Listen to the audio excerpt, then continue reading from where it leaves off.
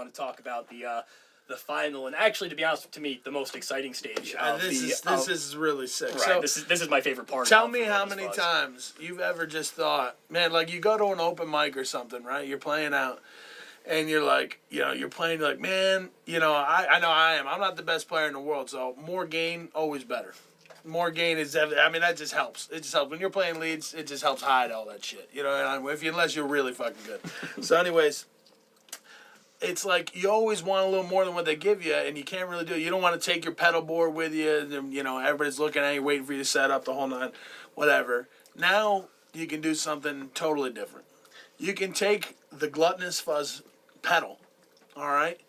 Buy one of those. Show them this fancy little thing you got here. So same circuit as what would be the wide open in regular the pedal. Gluttonous Fuzz. Yeah. We have actually with everything up all the way, just the way it's supposed to be. Wide open. We've got it down into something this small right now. Bam. And what's neat about having it, it fits in there. Yeah, inside, you can actually get it underneath the pick guard of your guitar.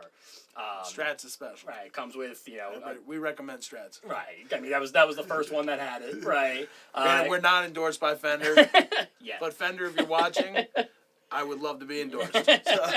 We got give me a holla. It's simple, color coded.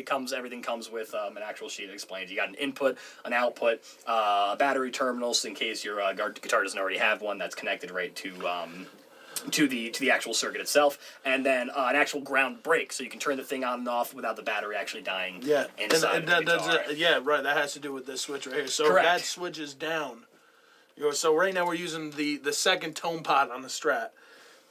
Same exact knob, and basically with this down in regular position, it's bypassing completely. Yeah, there's no connection to the battery whatsoever. So it's just like your regular Strat when you're out playing. Sure. Now if I pull up on this guy, now I'm hot, aren't I? Yeah. Now I've got it. So I'm gonna put that down. Why don't you give me an amp? Give me a Fender. Give me a Fender amp, the DeVille, the old DeVille. That's just clean, no pedal. Pull that on. Very quiet. That's huge. That's a big part of it. Quiet.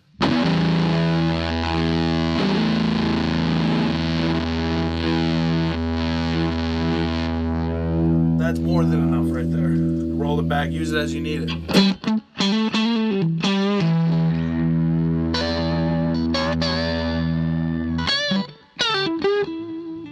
That just gives you that edge. So right there, you're doing what I always am looking for.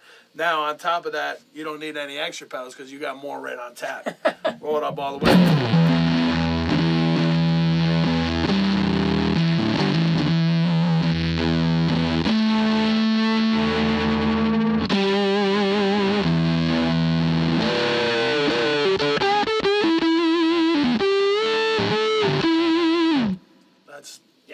That's all you need to know about it right there. And it's real simple to install. The tone still works too, right? Oh, absolutely. Every part, if you, so I roll that back. Depending on how you put it in the guitar.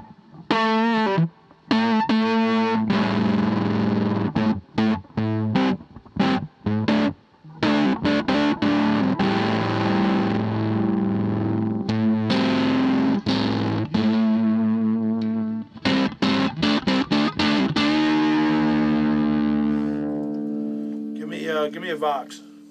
AC30.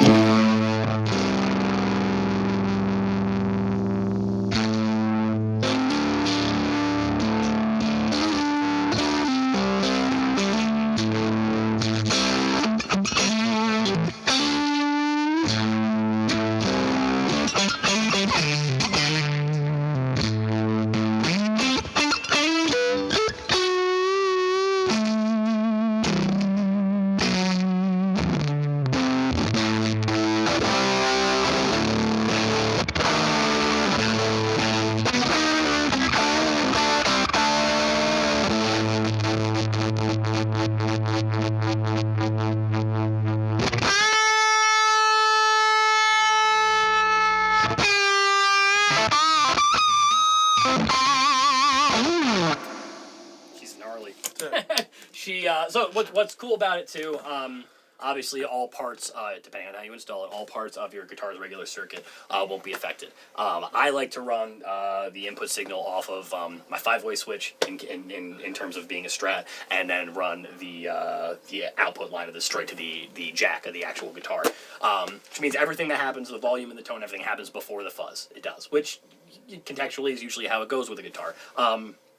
Best part about this is it's wide open for interpretation and modification. You could put it anywhere in your chain that you're comfortable with inside your guitar. If you wanted to have it affect your tone affected after the fuzz goes through, you could do that, which is neat. I like to have it on. Right. On is a good setting. On is the best setting. Obviously, you can also set it to. It doesn't have to be a push-pull pot. I like having it that way because it's a sleeper guitar now. You know, you don't know where it is. I'm gonna take one of those things that you have like on tap at a bar. You know, one of those big tap handles, and just mount it to my guitar. Pull it up like a big lever. Something like an old Acme cartoon or something. Right. But I would think that I've seen a couple of people. I've had a couple of people try it out on multiple different guitars. Some people have the little toggle switches. I know someone that actually has it just externally on the outside of their guitar. The whole circuit, they didn't want to put it on the inside, and it works, whatever you're comfortable with. The biggest thing is it's definitely, it's totally usable as far as you have your volume control. Everything is still as is. You just have an onboard fuzz. I mean, how much more straightforward does it get? And with how small it is, too, I got this thing to fit inside of a Stratocaster body. Anyone who's opened up that before knows there's not a lot of room in there. I got a similar circuit inside my Les Paul. Very easy to put it inside there for sure. Yep. But whatever kind of switch you're comfortable with, unless you want to just have it on all the time. You know what I mean? You can do that also. Pretty easy to wire to an external battery compartment if you have one.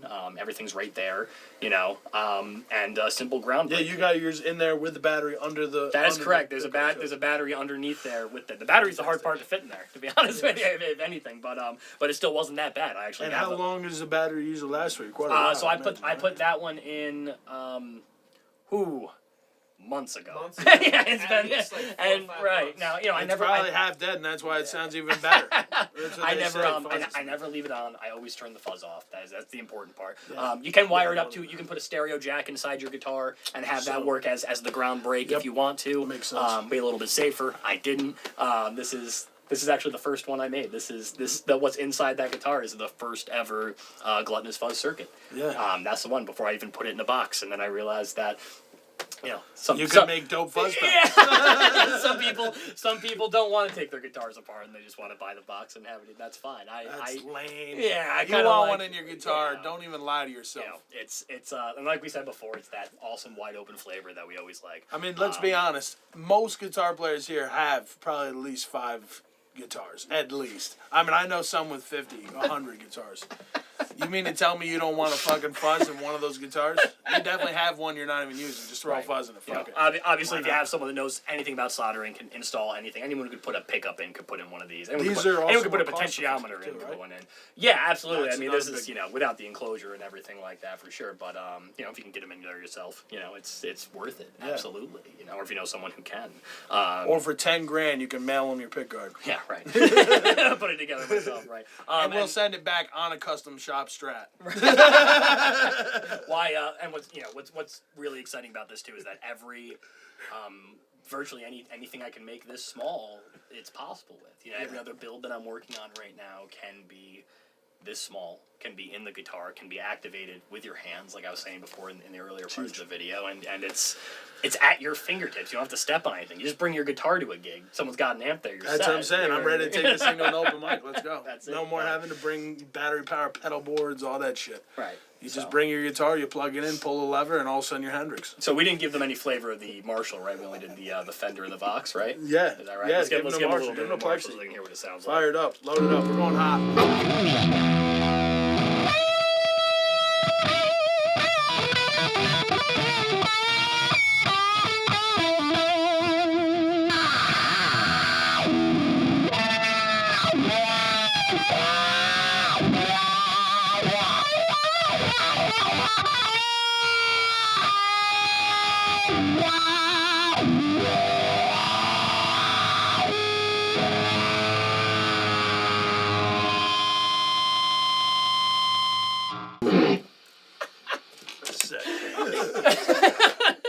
she sputters. Yeah. she does.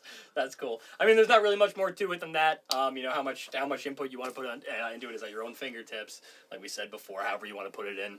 But yeah, that is the onboard gluttonous fuzz. That is the third and final stage of the pedal so far. That's pretty much everything we got. Obviously, we'll post some places where you get in contact with us if you're all interested. We're not quite sure when we're actually going to be dishing them out or anything like that. But we're definitely taking pre-orders for anyone that would be interested for sure. Boutique, baby, boutique. Right, we'll have all the contact information, and everything at the end of the video. So thanks so much for checking it out for sure. And yeah, Thanks for listening to Squealy Noises. Until next time.